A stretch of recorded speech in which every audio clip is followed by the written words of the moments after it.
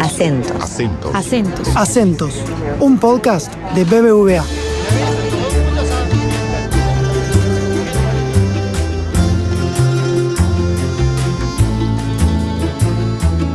Hola, ¿qué tal?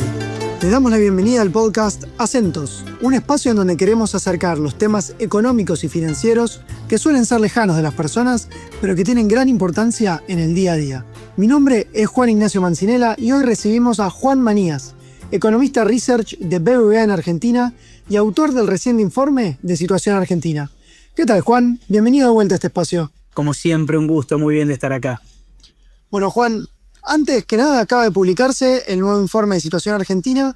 ¿Cuál crees vos que es el gran mensaje del informe? Viendo Argentina en perspectiva, el primer gran mensaje es que empieza a dar frutos el empezar a tener una macro más ordenada. Queda mucho por hacer, pero ya es diferente la forma que uno encara, por ejemplo, este volátil mundo que tenemos hoy en día. Sería diferente la situación en otro contexto histórico y macroeconómico de Argentina. Creo que ese es un gran mensaje. El otro mensaje es que empezamos a atravesar un año, un 2026, que nos va a permitir a seguir haciendo los ajustes necesarios para volver a tener los equilibrios fundamentales de la macroeconomía, que la macroeconomía requiere para funcionar de manera sana. Bueno, recién obviamente hablaste del contexto mundial volátil en el que estamos viviendo ahora. ¿Por qué aún así el impacto sobre Argentina parece más acotado? ¿Es por esto que me decís, porque la economía está más ordenada? Fíjate, retomo tus primeras palabras que decía que a veces hablamos de temas que parecen tan lejanos, pero que no nos damos cuenta y nos pegan en nuestro metro cuadrado. Este es uno, por ejemplo. Y sin ir muchos años atrás, en otro momento reciente de Argentina, éramos importadores netos de energía, con lo cual teníamos una vulnerabilidad externa doble, si se quiere, una justamente por la compra de energía y la segunda por tipo de cambio. Recordemos que son mercados que se manejan en dólares, con lo cual tenés una doble vulnerabilidad.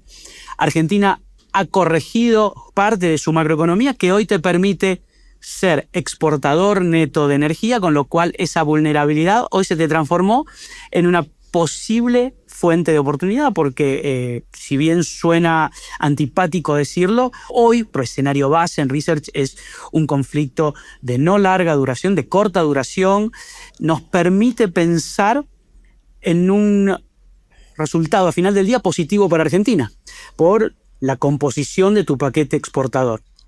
Bueno, volviendo a la Argentina, el Banco Central estrenó hace unos meses un esquema de cambio más flexible. ¿Qué resolvió este régimen o qué trajo de resolver y qué riesgos introduce en una economía todavía muy sensible a los movimientos del tipo de cambio? Bien, recordemos que Argentina tiene un régimen cambiario de flotación dentro de bandas cambiarias, donde esas bandas indican cuáles son los límites, donde el Banco Central interviene o gatilla la intervención del Banco Central. O sea, cuando el tipo de cambio supera o toca la banda superior, el Banco Central lo que hace es vender dólares para que el tipo de cambio baje. Oferta y demanda en el mercado de cambio. Hasta diciembre Argentina tenía un tipo de cambio que flotaba entre dos bandas que se ajustaban al 1% mensual. ¿Eso qué quiere decir? Que la mayoría de los meses la inflación superaba este ajuste y vos te apreciabas, te encarecías ante el mundo todos los meses. Ahora tenemos el mismo sistema, simplemente que las bandas se ajustan por la inflación pasada, con lo cual se modera esa apreciación que tenías antes, porque justamente te corrige por la inflación pasada el desfasaje entre la inflación y el tipo de cambio. Perfecto, lo que antes se movía 1%, hoy se mueve a 2-3%, que es lo que tenemos más. Técnicamente se utiliza la inflación de 2 meses atrás porque es la información disponible, la última disponible que tenés por cuestiones de publicación. Recordemos que la inflación se publica en la segunda semana del mes.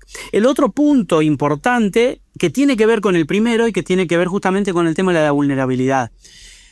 Dentro de la función, la principal que tiene un tipo de cambio para una macroeconomía cuando funciona de manera sana es amortiguar los shocks externos. Entonces, al tener bandas más flexibles, tenemos mayor flexibilidad del tipo de cambio para amortiguar esos shocks. Este cambio es superador con respecto al anterior. Todavía queda por trabajar en el mercado en el esquema cambiario, porque no deja de estar acotado. Con la particularidad, quizá ahora se nota un poco menos, porque el tipo de cambio se ha apreciado en los últimos meses, pero que estamos muy cerca de la banda superior, con lo cual una corrección cambiaria, que en Argentina suelen ser de cierta volatilidad, haría que quedemos enseguida de vuelta sobre la banda superior y el Banco Central tenga que intervenir con reservas que hoy le son exiguas. Ok, perfecto. Bueno, ya que mencionaste la inflación, luego de un comienzo de año, la inflación estuvo al alza, pero ustedes esperan que eso desacelere y ronde el 24% anual en 2026. ¿Qué tiene que pasar para que eso se cumpla? La condición fundamental para que se mantenga la tendencia de desinflación o desaceleración de los precios es que se mantenga el equilibrio fiscal monetario. Esa es la condición, podemos llamar, estructural. Luego, hacia adentro del proceso, tenemos que comprender primero que no es lineal, que podemos tener alzas como la que hemos tenido en los últimos meses y que es explicable básicamente por 3 o 4 factores. El primero de los factores es la regulación que está llevando la macroeconomía de los precios regulados. Recordemos, toda la carga de subsidios que le generan una carga fiscal al Estado se están desarmando porque tenemos que mantener equilibrio fiscal sin aumentar impuestos. Recordemos siempre, esa premisa es fundamental. La segunda, hemos tenido aumentos de la carne muy importantes en los últimos meses y no es trivial en nuestra economía, donde el 9% del IPC o más, casi 10%, es carne, con lo cual tuvimos un impacto importante. Y por último, tampoco, para no olvidar, si bien es de menor cuantía que en eventos anteriores de la historia reciente de Argentina, hubo un traspaso del tipo de cambio a los precios. Recordemos que allá por el 11 de abril de 2025 se desarmó parte del cepo, toda la parte del cepo minorista, y eso tuvo un ajuste cambiario, y eso, sumado luego al evento de las LEFIs allá por julio, tuvimos 2 eventos de elecciones en el medio, todos con sus conllevadas depreciaciones del tipo de cambio, hacen que el tipo de cambio desde aquel momento hasta ahora tuvo un aumento y hay parte que se traspasó a precios, pero nobleza obliga, en menor cuantía que lo que fueron en otras situaciones de Argentina. ¿Por qué? Por lo que decíamos antes, porque la macroeconomía está más saneada que antes. Perfecto, clarísimo, Juan. Hablando de esa macroeconomía ordenada y esos sectores que empujan a que crezca la economía con mucha heterogeneidad, ¿qué sectores van a empujar el crecimiento en 2026? Básicamente los que han traccionado en 2025. No hay un cambio de escenario tan brusco, a pesar de lo que estamos viviendo desde afuera, que haga que haya un reordenamiento macroeconómico. Van a seguir aquellos sectores que están ligados al sector externo, y también va a empezar una recomposición del consumo. Tenue, pero va a empezar. Básicamente, cuando uno mira y se da vuelta al examinarlo por sectores, bueno, de vuelta, petróleo, gas, minería, en escalas crecientes la minería y petróleo, y el agro, que va de vuelta a tener un buen año. Cuando uno mira los pronósticos de cosecha y los pronósticos climatológicos, darían la idea de que tendríamos de vuelta un buen año con precios que son buenos. Acá vale abrir una llamada. De vuelta, estamos en un mundo muy volátil. No solo se mueve el petróleo, se mueven un montón de insumos agroquímicos, entre los cuales se encuentran, por ejemplo, los fertilizantes, y eso puede tener alguna compresión primero de los márgenes de los productores, pero que en la historia de un poco más largo plazo se ha visto que se termina trasladando a precio del commodity a nivel internacional. Con lo cual, lo que tenemos que tener en cuenta es que a fin del día, volvemos, los sectores que traccionan a la economía son aquellos ligados al sector externo y intensivos en capital. Perfecto, o sea, para resumir, minería, petróleo, agro, y en forma incipiente también creo que hay que empezar a mirar a la economía del conocimiento. También se está transformando en una fuente de crecimiento importante y de ingreso de divisas también.